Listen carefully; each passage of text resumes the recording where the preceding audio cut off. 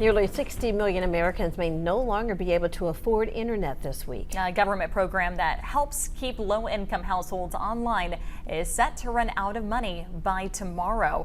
And the bill to extend the Affordable Connectivity Program is stalled in Congress. It's a 2021 pandemic-era benefit that's been crucial for rural Americans. Allowed me to afford a portable hotspot backup internet that I was using for my daughter.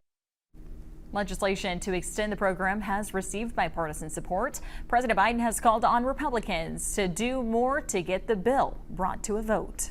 The FCC fining the top wireless carriers in the U.S. Officials say the fines come from allegations made by the FCC saying that AT&T, Sprint, T-Mobile, and Verizon all illegally shared personal data from their customers without consent.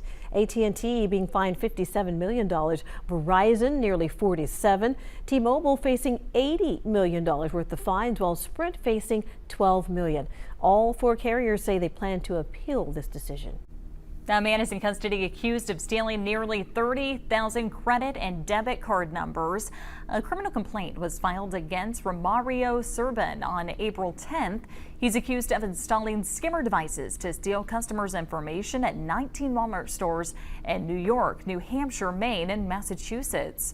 Walmart investigators say more than 27,000 credit card and nearly 2,200 debit card numbers were compromised while the skimmers were still active.